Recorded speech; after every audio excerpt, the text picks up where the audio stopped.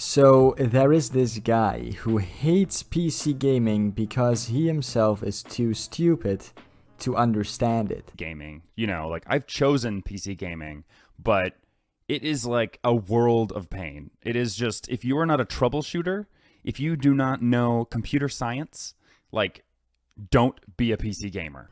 Yeah, no, he's right. If you don't know at least 3 coding languages, including C#, you should not be a PC gamer. This is bullshit. Like, obviously. Okay, you know how you PC game? You take a PC, you turn it on, and then you boot up a game. And then you play the game. And then you're gaming. There is not one game that I've ever started in the history of games, especially AAA games, that hasn't given me horrible problems. Like for at least 2 hours before I can actually start playing. Wow, that's so funny, my dude, because I've actually never played a game on PC gaming that's given me horrible problems. Like, ever. Like at all. That's never happened to me before. Unless, no, it happened once. Because I was playing Cyberpunk 2077. It was giving me some problems, so what I did was I updated the drivers for my GPU, which took me about 5 fucking minutes to do, and it fixed the issue.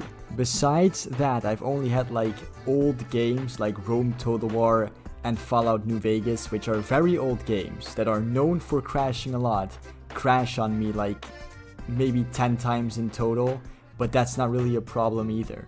Yeah, this is my situation. I have my desk here. It's where I do my editing. I have 2 monitors, right? And then I don't want to game here though, like sitting at my desk. So I have my couch over there with the TV, and I have my TV plugged in via HDMI. So when I'm gaming, I just want to like go over to the couch and then start playing. But instead, what happens is I go over to the couch, start it, something goes wrong, I have to walk back over here, change something, go back to the couch, something's wrong, I come back, change something, go back to the couch, something's wrong, come back to the couch. It's like I have to go back and forth between the couch like 5 or 6 times. Yeah, well, you probably just set it up incorrectly, otherwise it would just work, right? Like, I know that sounds very dumb, but you didn't really specify what your issues were, so I'm guessing you just fucked up and didn't set it up correctly. I don't know. I mean, it really isn't any more difficult than just plugging the HDMI cord into your PC and into the television. Like, that should pretty much do it.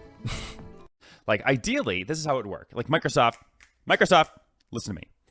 This is how it would ideally work. Okay, I have my Xbox controller, right? I push the Xbox button, and it gives me a list of my games. Why doesn't it do that? It doesn't do that.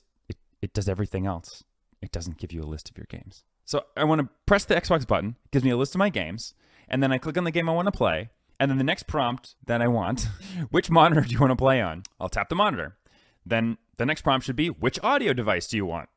Click on my TV, and then the game will start, and then I'm done. Wow, man, sounds like you want a console. You just want to sit down on your couch, press one button on your controller and immediately start playing games. Sounds exactly like a fucking console to me.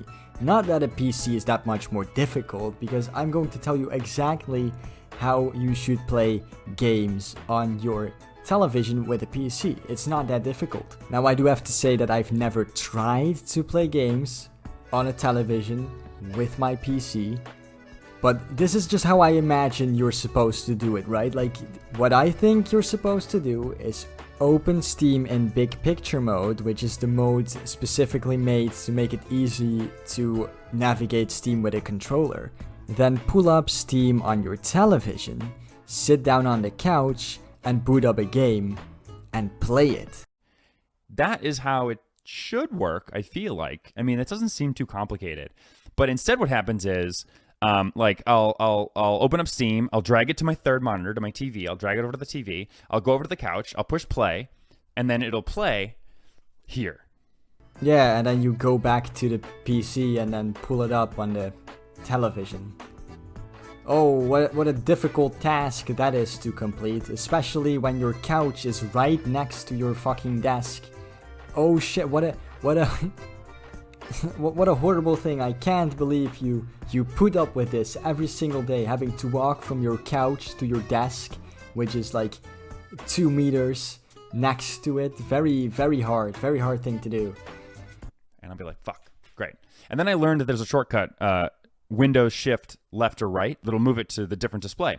But I was playing Resident Evil 2 and like literally it doesn't do it. It's just like Resident Evil 2 is like, I don't like it. Then I have to turn the game off, run over here, push play over here, and then when the window comes up, I have to drag it onto the third screen, onto my TV, then run over to the couch and look at the TV. And then 9 times out of 10, the resolution is wrong because it just randomly changes. Like I want to play at 1440p.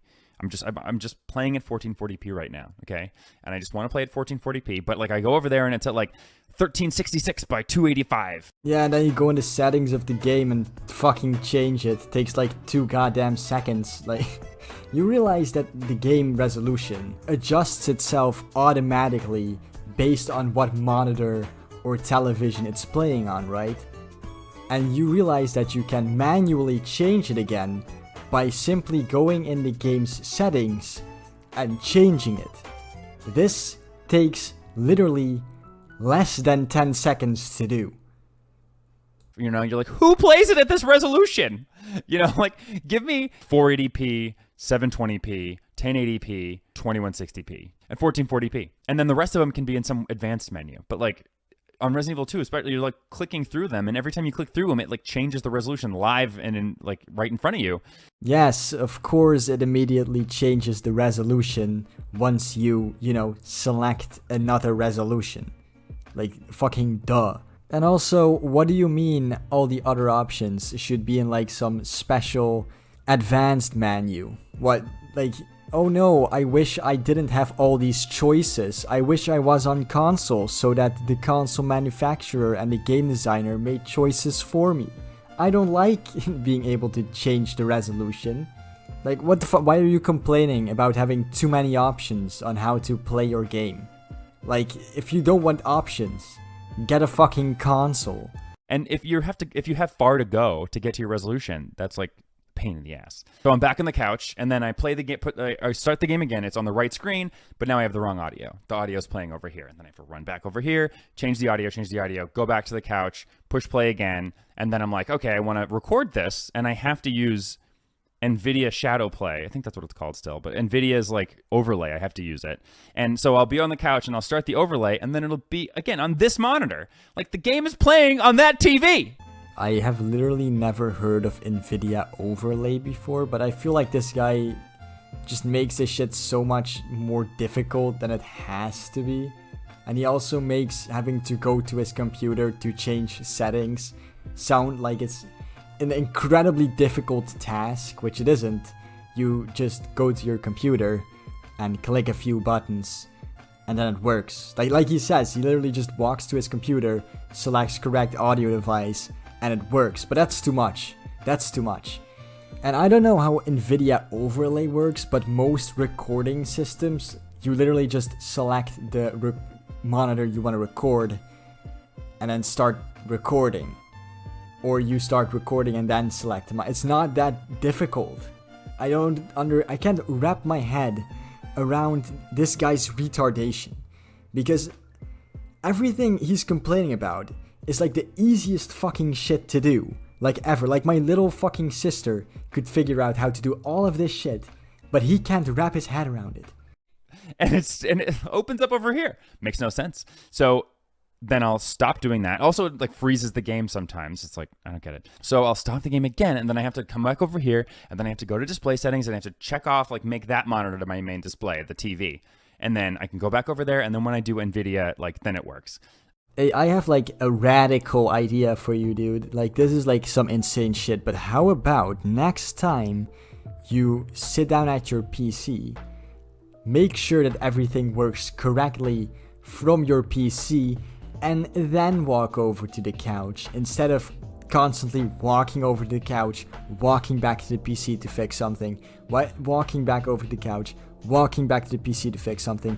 How about you just sit down at your PC for like less than 5 minutes, make sure everything works correctly, and then you walk over to the couch. And things like the resolution not being correct, you can change that from the couch in the in-game settings. That's not a problem. Got to the final boss. I played through the entire lab section, and I finished, and I was like, this is great. And Shadowplay worked. Everything was fine. It was super fluid. I did never drop below 120 frames per second. It was amazing. It was exactly what I needed and wanted, even though it took me like a long time to actually get to that point. But then I came back over here to watch the footage, and I opened it up, and this is what I saw. Yes, my desktop. It recorded my desktop for an hour. Why? Why would it do that? Because your desktop was selected as the monitor to be recorded. Like, you selected it wrong. Like, I'm not...